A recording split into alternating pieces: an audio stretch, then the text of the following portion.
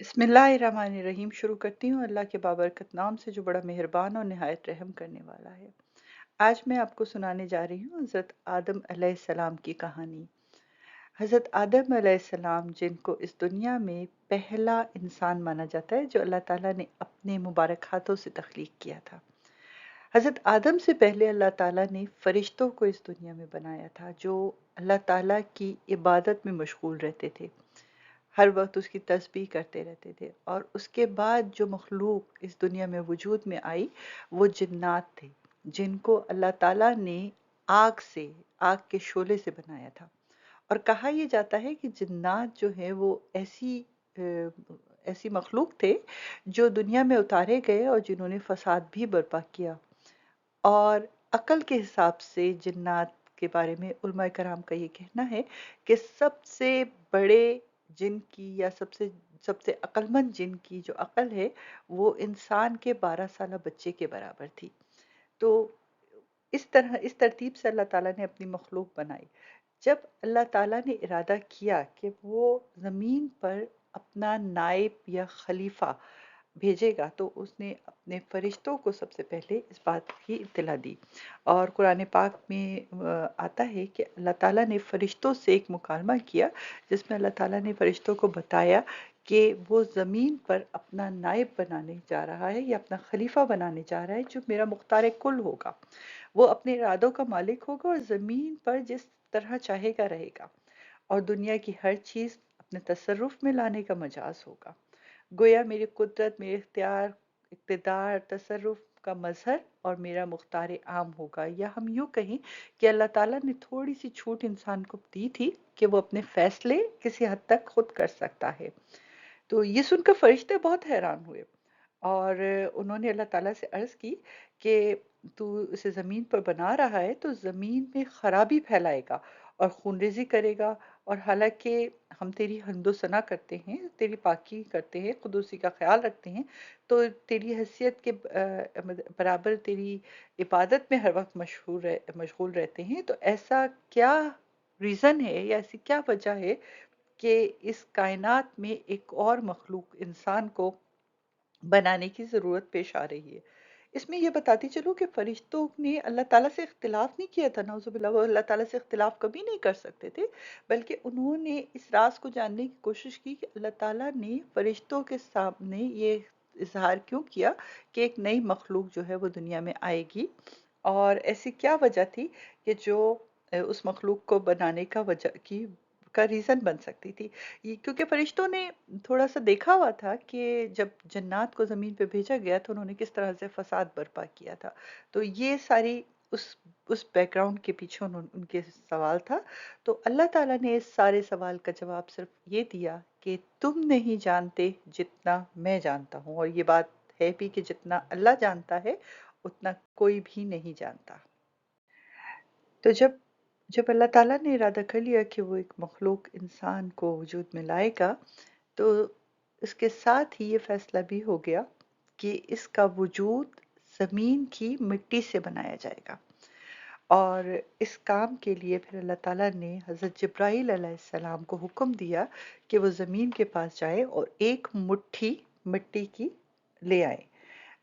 इस वाक़े की कुछ तफ़सील में जाते हैं तो ऐसा हुआ कि जब हज़रत जिब्राईल अलैहिस्सलाम ज़मीन से मिट्टी उठाने के लिए गए, तो ज़मीन ने इसका सबब पूछा और आपने जब सारा किस्सा बयान किया, तो ज़मीन कहने लगी कि मैं खुदा की पनाह चाहती हूँ, इस बात से कम ज़ुल्म किया जाए और मुझे मेरी मिट्टी को उस इंसान के वजूद का हिस्सा ना बनाया जाए। हज़रत जिब्राईल अलैहिस्सलाम को जब उन्होंने अल्लाह का वास्ता दिया और पनाह मांगी अल्लाह से तो आप वापस लौट आए और अपने रब से आके अर्ज़ की कि ए अल्लाह, मिट्टी ने तेरी पनाह मांगी थी और तेरी बुजुर्गी और तेरे नाम की पाकीज़गी और तेरी इज़्ज़त का अदब करते हुए मैं वापस आ गया हूँ और उसे पनाह दे दी। फिर अल्लाह ताला ने यही काम हज़रत मीकाईल अलैहिस्सलाम को सौंपा और हज़रत मीकाईल अलैहिस्सलाम ने भी मिट्टी को अल्लाह के नाम पे पनाह दे दी। यही तीसरे फरिश्ते हज़रत इसराफील अलैहिस्सलाम को यही काम दिया गया, तो वो भी नतीजतन मिट्टी को पनाह दे के अल्लाह के नाम पे वापस आ गए। फिर अल्लाह ताला ने हज़रत इज़राइल अलैहिस्सलाम को भेजा और जब ज़मीन ने उनसे पनाह मांगी तो उन्होंने फरमाया कि मैं इस बात से अल्लाह की पाक की पनाह मांगता हूँ कि उसके हुक्म से कोई अमल ना करूं, या अल्लाह मुझे जो हुक्म दे मैं वो अमल ना करूं।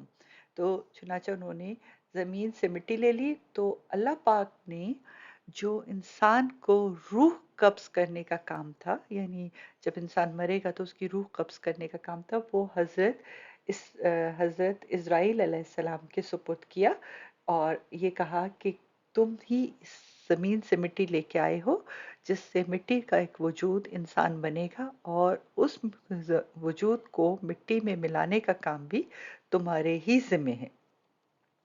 यहाँ पे मैं एक बात और ज़िक्र करती चलूँ कि हज़रत इमाम तिरमिज़ी रहमतुल्लाह अलैह, इब्ने हब्बान रहमतुल्लाह अलैह और इमाम अहमद रहमतुल्लाह अलैह जो हैं, इनसे रिवायत है कि अल्लाह के आखिरी नबी सल्लल्लाहु अलैहि वसल्लम ने इरशाद फरमाया है कि अल्लाह पाक ने आदम को एक मिट्टी से पैदा किया है, तो तमाम रूए ज़मीन से ली गई है। लिहाजा औलाद आदम ज़मीन के अंदाजे से जिस तरह ज़मीन पे आएगी तो उनमें सुर्ख लोग भी होंगे, क्योंकि वो मिट्टी तमाम ज़मीन से ली गई है, तो इसलिए वो सुर्ख भी होंगे, सफ़ेद भी होंगे, काले भी होंगे, दरमियाने भी होंगे, नर्म भी होंगे, सख्त भी होंगे और यहाँ तक कि पलीद और पाक भी होंगे।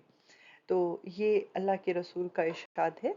और इसमें मैं इससे पहले कि मैं थोड़ा सा आगे बढ़ूँ, मैं आपको थोड़ा सा मिट्टी की डिटेल बताना चाहती हूँ।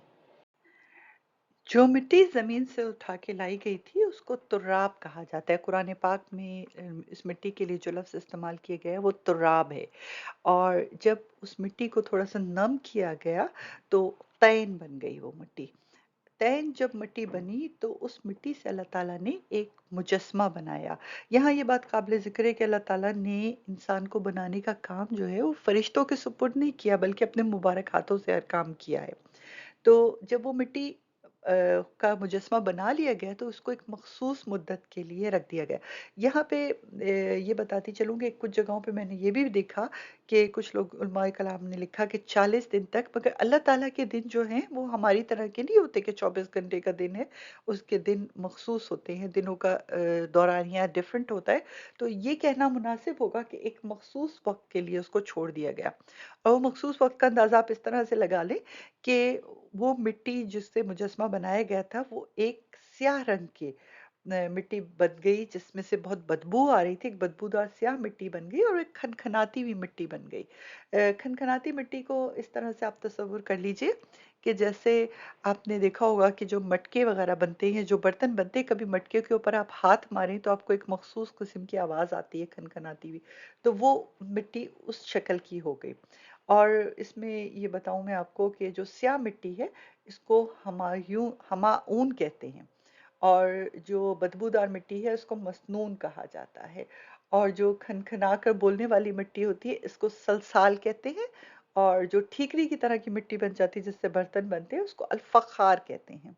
तो जब अल्लाह ताला ने इस वजूद को कुछ अरसे के लिए रख दिया और वो एक खनखनाती हुई मिट्टी बन गई, या आप यूं कह लें कि अगर हम इसका खुलासा बयान करें तो ये कह सकते हैं कि तख्लीक का अमल का पहला हिस्सा तुराब था, और आम हालत की मिट्टी थी जो खुश्क मिट्टी थी, फिर तैन यानी भिगोई हुई मिट्टी हो गई, उसके बाद जो है वो सलसाल हो गई यानी ठीकरी वाली मिट्टी हो गई, और फिर अल्फखार हुई। और ये सब काम जो है वो जुमे के आखिरी दिनों में हुए, मगर ये ख्याल रखिएगा जैसे मैंने पहले कहा है कि अल्लाह ताला के यहाँ जुमे के आखिरी दिन अल्लाह ताला के दिन और जो महीने हैं वो डिफरेंट होते हैं, हमारे हिसाब से नहीं होते। यहाँ हम एक तारुफ लेते हैं इब्लीस से। इब्लीस जैसे मैं और आप शैतान के नाम से जानते हैं। इब्लीस का असल नाम अज़ाज़ील था और ये जिनों में से था, यानी इसका वजूद जो है वो आग से बनाया गया था, मगर ये बेइंतहा इबादत गुज़ार जिन था, और कभी अल्लाह ताला की नाफरमानी नहीं की थी, और अल्लाह ताला ने इसकी इबादत और नाफरमानी ना करने की वजह से इसको फरिश्तों के साथ تعین کیا تھا اور اس کو انعام کے طور پہ فرشتوں کے ساتھ رکھا ہوا تھا۔ حضرت انس رضی اللہ تعالیٰ عنہ سے روایت ہے کہ حضور صلی اللہ علیہ وسلم نے ارشاد فرمایا کہ جب اللہ پاک نے جنت میں حضرت آدم علیہ السلام کی صورت بنائی اور جب تک انہوں نے چاہا اس کو اسی حالت میں رکھا، تو ابلیس ان کے ارد گرد چکر لگاتا تھا، وہ دیکھتا تھا کہ یہ کیا چیز ہے، اور جب اس نے ان کا خالی پیٹ دیکھا تو سمجھ گیا کہ یہ ایسی مخلوق ہے کہ جو اپنے اوپر قابو نہیں پا سکے گی، یعنی یہ کہ یہ مخلوق شہوت اور غصے کی حالت میں اپنے نفس کو قابو نہیں کر سکے گی اور وسوسے سے آسانی سے دور نہیں ہوں گے۔ ایک اور روایت ہے کہ حضرت آدم علیہ السلام کے مبارک وجود کو جب ابلیس نے دیکھا تو اس نے دیکھا کہ ان کے سینے کے بائیں جانب ایک بند کوٹری ہے، تو سوچا کہ یہ کیا خبر یہی وہ کوٹری ہو جس کی وجہ سے یہ خلیفہ یا خلافت کا حقدار ہوا ہے۔ ابلیس نے فرشتوں سے پوچھا کہ اگر اسے یعنی حضرت آدم علیہ السلام کو اسے افضل بنائے گا تو کیا کرو گے؟ تو فرشتوں نے کہا کہ ہم اپنے خدا کا حکم یا اپنے اللہ تعالیٰ کا حکم مانیں گے، لیکن ابلیس نے ایسا کرنے سے منع کر دیا۔ ابلیس نے صاف کہا کہ اگر اس انسان کو مجھ پر مسلط کیا گیا تو میں یقیناً اس کو ہلاکت میں ڈال دوں گا اور بلا شبہ اس کی نافرمانی کروں گا۔ یعنی ابلیس وہ ہستی تھی جو شروع ہی سے اس حضرت آدم علیہ السلام سے بیر رکھتی تھی، اسی لیے ہمیں کہنا چاہیے لا حول ولا قوت الا باللہ العلی العظیم۔ بخاری شریف سے ایک روایت ہے کہ حضرت آدم علیہ السلام کا قد مبارک 60 ہاتھ یا 60 گز کہہ لیجیے آپ، یہ جو 90 فٹ بنتا ہے، ان کی چوڑائی تقریباً 7 ہاتھ کی یا 7 گز کی برابر تھی، اور ماشاءاللہ ماشاءاللہ بہت لہیم شہیم اور خوبصورت وجیح قسم کی حضرت آدم علیہ السلام کا قد و قال تھا۔ جو بھی شخص جنت میں جائے گا وہ حضرت آدم علیہ السلام کی صورت کا ہوگا اور اس کا قد بھی 60 گز ہوگا، چاہے وہ دنیا میں کسی بھی قد و قامت کا مالک کیوں نہ ہو۔ حضرت مفتی احمد یار خان نعیمی رحمۃ اللہ علیہ ایک حدیث سے پاک کی شرح میں لکھتے ہیں کہ جنت میں صرف انسان ہی جائیں گے، جانور یا جنات جنت میں نہیں جائیں گے، اور تمام جنتی انسان حضرت آدم علیہ السلام کی طرح حسین و جمیل و تندرست ہوں گے، کوئی بد شکل یا بیمار نہیں ہوگا، اور سب کا قد 60 ہاتھ یعنی 60 گز کا ہوگا اور اس سے کم نہیں ہوگا، چاہے دنیا میں وہ خواہ کتنا ہی پستہ قد یا دراز قد کیوں نہ ہو، اور قد میں اور شکل میں چاہے وہ بچہ ہو یا بوڑھا ہو، یہ ساری قد و قامت اور شکلیں جو ہیں یہ دنیا کے لیے ہیں، جنت میں ایسا کچھ نہیں ہوگا، جنت میں سب ایک ہی شکل کے ہوں گے۔ اور ایک اور بات جو یہاں بہت اہم ہے اور بہت زیادہ اہمیت کی حامل ہے، وہ یہ ہے کہ جیسے جیسے دنیا آگے بڑھ رہی ہے، 60 گز کا انسان جو دنیا میں پیدا کیا گیا تھا اس کا قد کم سے کم ہوتا چلا جا رہا ہے۔ جب اللہ تعالیٰ نے ارادہ کیا کچھ وقت گزر جانے کے بعد کہ حضرت آدم کے مجسمے میں روح پھونکی جائے، تو اس سے پہلے اہل جنت کو یہ حکم ہوا کہ جیسے ہی روح پھونکنے کا عمل مکمل ہو جائے تو سجدے میں گر جانا۔ یہاں یہ بات بہت واضح ہے کہ حکم اہل جنت کے لیے تھا، یعنی فرشتوں اور ابلیس دونوں کے لیے، اور دوسری بات جو بہت زیادہ قابل غور ہے وہ یہ ہے کہ سجدہ سجدہ تعظیمی تھا، سجدہ عبادت نہیں تھا، یعنی فرشتوں کو تعظیم کرنے کا حکم ہے، آدم کی عبادت کا نہیں۔ حضرت آدم کی روح جب پھونکی گئی تو سر کی طرف سے روح پھونکنے کا آغاز ہوا، جیسے ہی سر میں روح پھونکی گئی تو حضرت آدم علیہ السلام کو ایک چھینک آئی، جس پہ فرشتوں نے کہا کہیے الحمدللہ۔ حضرت آدم علیہ السلام نے کہا الحمدللہ۔ اللہ کی طرف سے جواب آیا رحمک رب کا، یعنی تجھ پر تیرا رب مہربان ہو، سبحان اللہ سبحان اللہ، یعنی اللہ تعالیٰ نے آدم کی روح کو مکمل ہونے سے پہلے ہی رحمت سے نواز دیا۔ جب روح آنکھوں میں داخل ہوئی تو جنت کے پھلوں کا مشاہدہ شروع ہو گیا، سوچنے سمجھنے کی صلاحیت شروع ہو گئی، اور جب پیٹ میں داخل ہوئی تو بھوک لگنی شروع ہو گئی، کھانے کی طلب ہوئی۔ ابھی ٹانگوں تک روح پہنچی بھی نہیں تھی کہ انسان کو کھانے کی طلب شروع ہو گئی۔ اس سے پتہ چلتا ہے کہ انسان بہت زیادہ جلد باز مخلوق ہے۔ اللہ نے इंसान को सजदे का हुक्म दिया तो सिवाय इब्लीस के सभी ने सजदा कर लिया। अल्लाह ताला ने इब्लीस से पूछा कि तुझे किस बात ने सजदे से रोका? तो वो तकब्बुर में आ गया, बोला कि मैं आग से बनाया गया हूँ और ये मिट्टी से, मैं इसे सजदा क्यों करूं? तो पहला गुनाह जो सरज़द हुआ कभी वो तकब्बुर था, जो इब्लीस से सरज़द हुआ, जिसने अल्लाह ताला की नाफरमानी की और गुरूर किया अपने वजूद पे, जो कि आग से बनाया गया था, और ये कहा कि मैं उस इंसान को या हज़रत आदम अलैहिस्सलाम को सजदा नहीं करूंगा जिसका वजूद जो है वो मिट्टी से बनाया गया है, और मिट्टी आग से बेहतर नहीं हो सकती। इस बात पर अल्लाह ताला ने उसको जन्नत से उतर जाने का हुक्म दिया।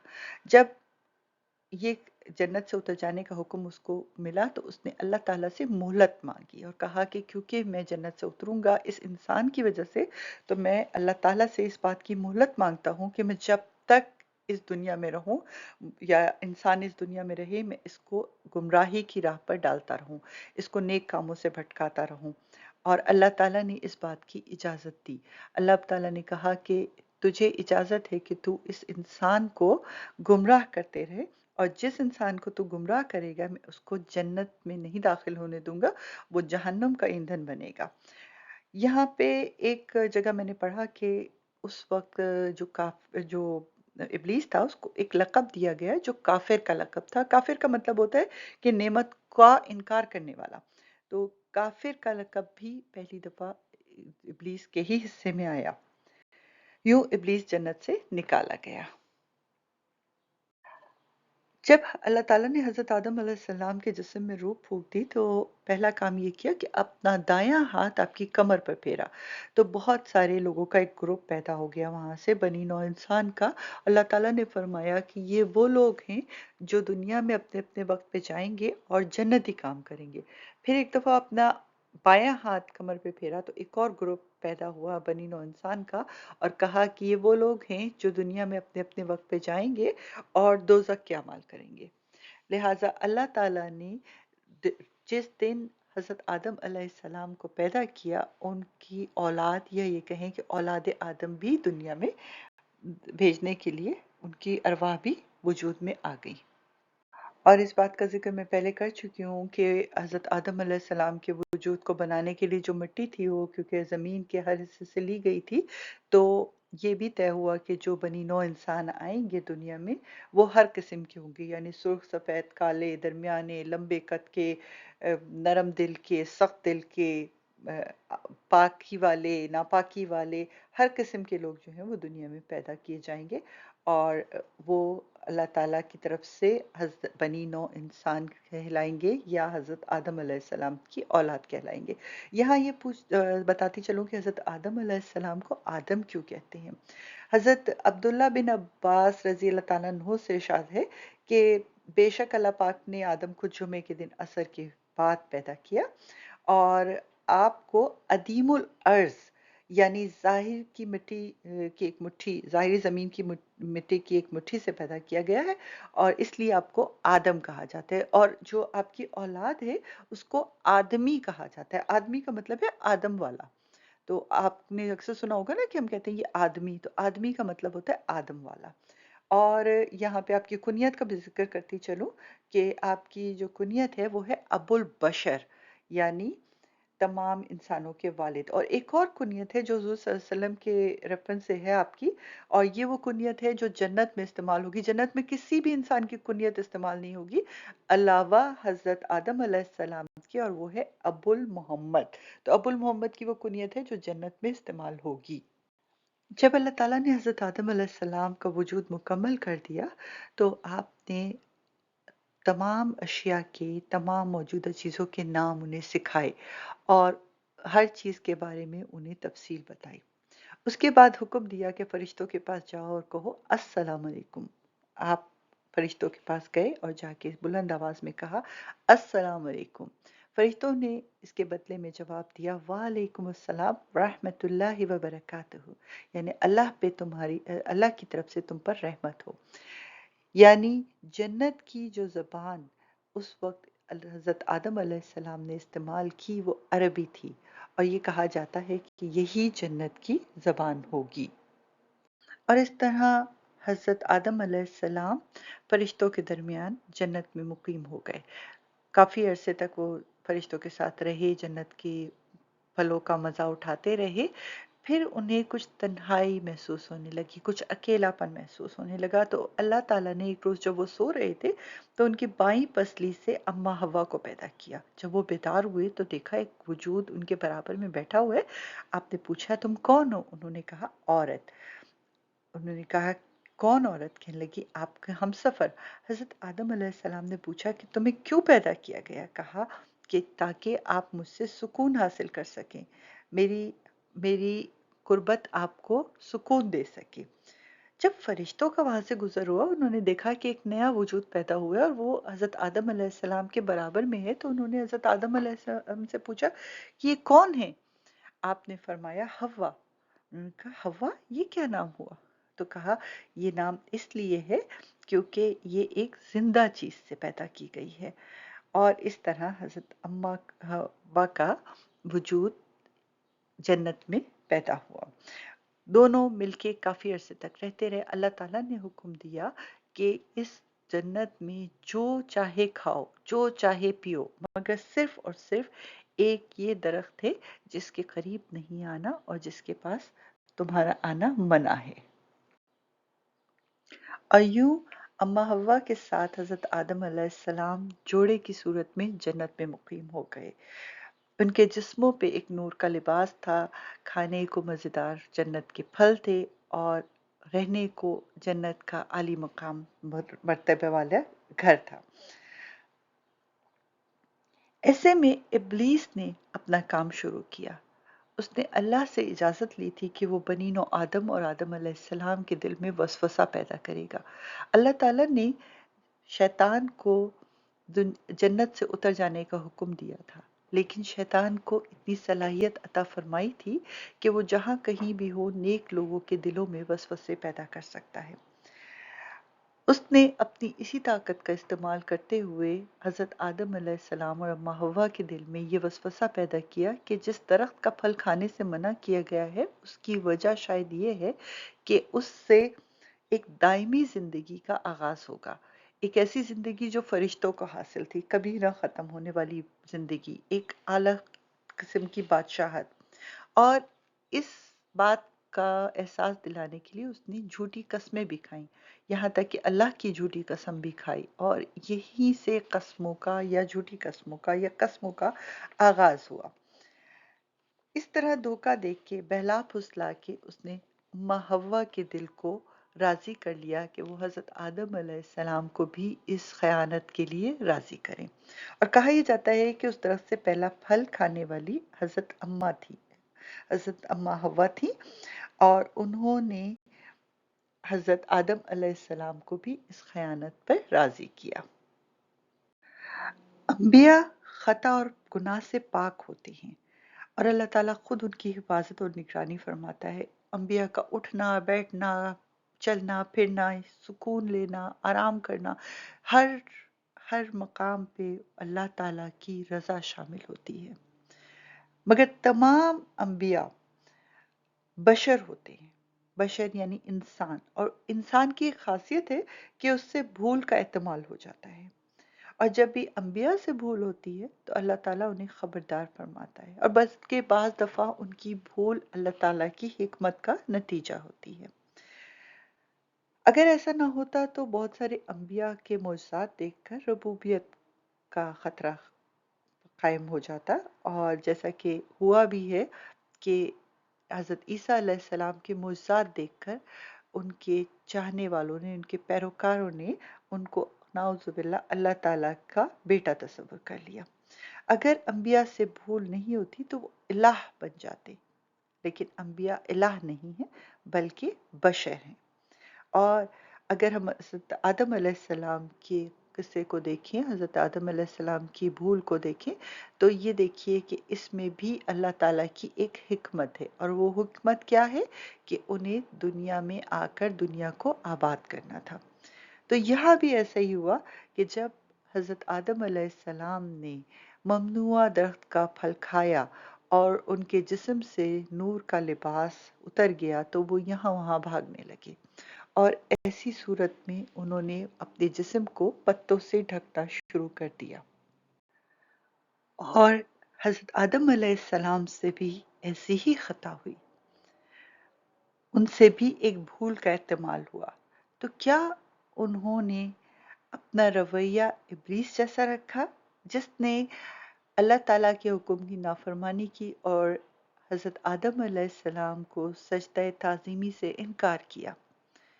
क्या उन्होंने भी तकब्बुर किया? नहीं, ऐसा कुछ नहीं हुआ, बल्कि हज़रत आदम अलैहिस्सलाम ने तौबा की और अपनी खयानत का इकरार किया और अल्लाह ताला से माफ़ी के तलबगार हुए। और अल्लाह ताला रहीम व गफूर है। जब कोई भी शख्स उससे माफ़ी मांगता है, अपनी खता का इकरार करता है, तो अल्लाह ताला उसे माफ़ फरमाता है। और ऐसा ही हज़रत आदम अलैहिस्सलाम के साथ हुआ, हज़रत अम्मा के साथ हुआ। अल्लाह ताला ने उनके जिस्मों को लिबास अता फरमाया और उनकी माफ़ी को कबूल फरमाया, मगर उन्हें फौरी तौर पे जन्नत से उतर जाने का हुक्म दिया। और यूं हज़रत आदम अलैहिस्सलाम जन्नत से उतर के ज़मीन पर आ गए। इससे आगे क्या हुआ, मैं आपको अपनी अगली वीडियो में, अपनी अगली ऑडियो में बताऊंगी। हमारे साथ रहने का बहुत बहुत शुक्रिया। अगर आपको हमारी वीडियो पसंद आई है तो इसको सब्सक्राइब कीजिए, थम्स अप दीजिए और शेयर कीजिए, लाइक और कमेंट्स दीजिए, ताकि हमारा हौसला अफजाई हो सके। और अगली वीडियो के लिए तैयार रहिए। इंशाल्लाह फिर मिलते हैं। अल्लाह हाफ़िज़।